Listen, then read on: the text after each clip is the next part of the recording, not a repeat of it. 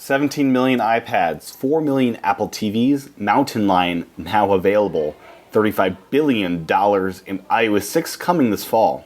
It's Wednesday, July 25th, 2012, and this is iWake. I'm Tim Chaten, and this is what's going on in the Apple world today. Good morning, and welcome to another edition of iWake. Today's show is being recorded on my Etymotic headset, so apologies if it's not up to my normal sound standards. Before getting into the news today, I just wanted to say thank you once again to all of those that answered my request to bombard the iTunes stores with new or updated reviews for iWake. You can do that by searching for iWake in the podcast store in iTunes and writing a review. I'm pleased to share that we are just one review away from burying the reason I wanted the reviews in the first place. So thank you to those 9 that wrote new reviews or updated existing ones. Now if just one more person can write a review, I'd call this mission bombardment a success. So thanks again, and with that, let's get on to the rather exciting day of Apple news. First up, Apple has released Mountain Lion. It is due out sometime today, so if you're one of the early listeners of this show, it may not hit the App Store just yet, but be patient, it is coming today. Tim Cook and company announced this at the quarterly earnings call yesterday. It is priced at $20, and I'll be updating to this release sometime this week or next. The other big news has to do with the quarterly earnings call, and there was a lot of news out of that. First up is about the Apple TV. In the questions and answers part of the call, Tim Cook was asked about the Apple TV. Question: did you give an Apple TV number and updated thoughts? Answer: sold 1.3 million last quarter, up more than 170% year over year. Brings fiscal year to 4 million units. This is pretty incredible. Still at a level that we'd call a hobby. Continue to pull the string to see where it takes us. Not one to keep around the projects that we don't believe in. A lot of people here that believe in Apple TV. Continue to invest. The next question: don't do hobbies to be hobbies. Do it to make something bigger. So the answer to that: we do it because we think it'll lead us somewhere. We'll see. 4 million isn't a small number, and there are a lot of believers in it. So there you go. There are believers in the Apple TV. I am one of them, but sadly don't live in a place with a TV. So for now, mine goes unused. Another thing that was a theme of this quarterly earnings call was the impact of rumors on sales. According to Tim Cook, tried very hard to keep our product roadmap secret and confidential. We go to extremes to do that. That, however, doesn't stop people from speculating or wondering, and they'll never stop doing that. The great thing about this country is that people can say what they think and so forth. I'm not going to spend any energy trying to change that. I'm glad that people want the next thing.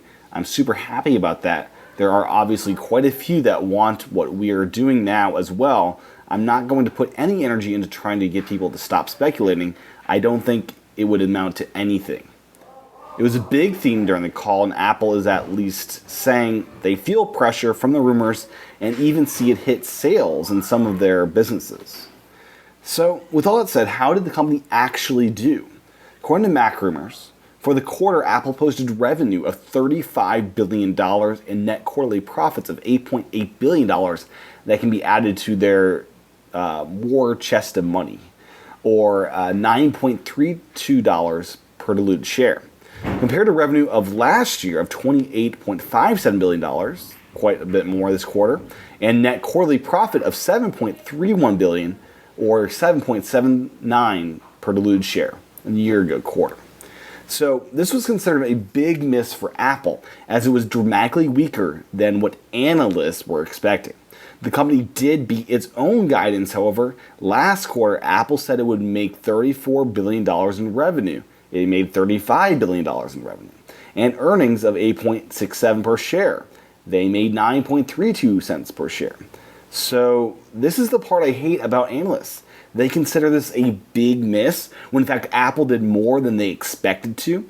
I do not understand these guys, and any news that you hear about Apple not hitting expectations is just plain wrong. So with that said, gross margin was 42.8% compared to 41.7% in the year ago quarter, so slightly better. And international sales accounted for 62% of the quarterly earnings. And what else here? Apple declared their giving back to the shareholders of $2.65 per share, and will be payable on August 16th to shareholders. So that's that, and that will be out to shareholders as of owners of the stock on August 13th. So now on to the big enchilada, the number of devices sold.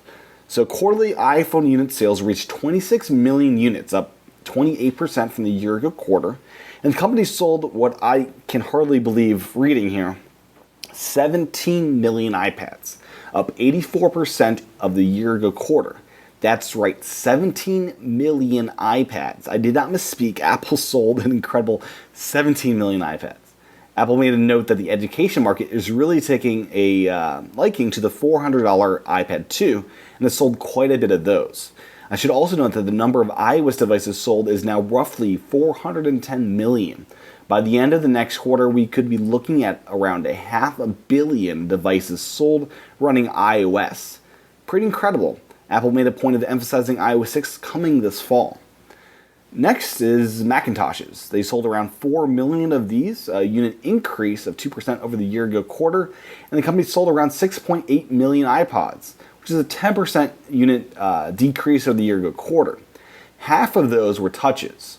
I should note that the iPod hasn't been updated in 2 years, so if Apple actually updated the iPod this year, it could be a big seller. And with that said, Apple still leads the pack when it comes to MP3 player sales, owning the market still dominantly.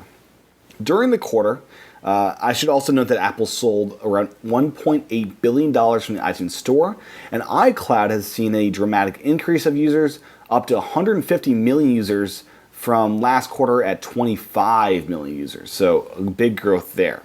There was much more said during this earnings call. You can read the full transcript over at macrumors.com, which is linked to over on iWakePodcast.com, and in iTunes, Apple releases the audio as a podcast, I believe.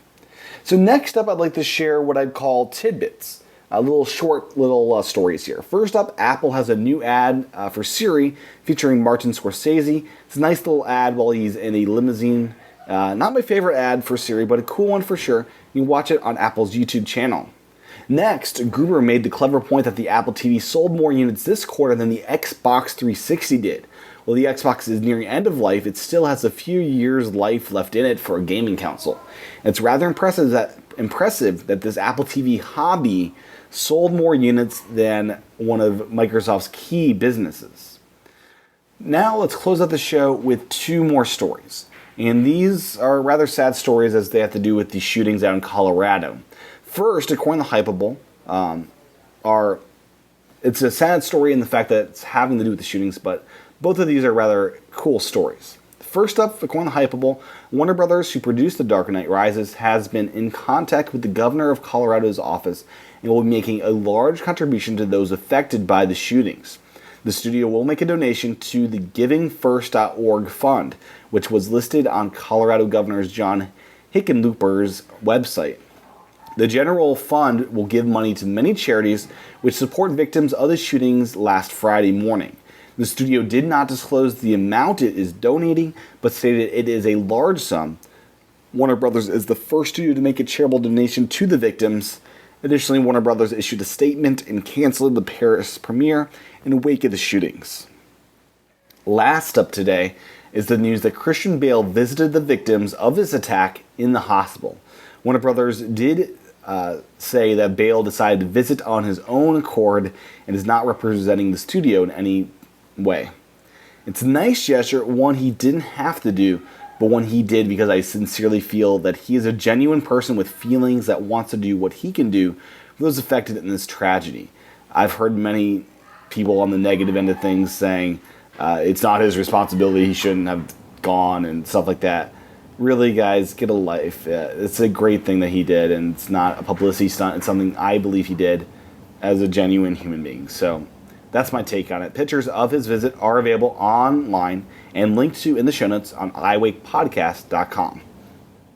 Well, that's what's going on in the Apple world today. If you like this show, please be that 10th reviewer and go over to my iTunes page by searching for iWake in the iTunes store and reviewing iWake. I'm trying to get up to 10 at least, If you can be that last one, you're extra awesome. So iWake podcast, simply leave a review. It's a great way you can help out the show. I also do this thing called iWake Again. You can sign up over at iWakePodcast.com/again. There's also information about what that's all about over there at iWakePodcast.com/again. Join me tomorrow for another edition of iWake.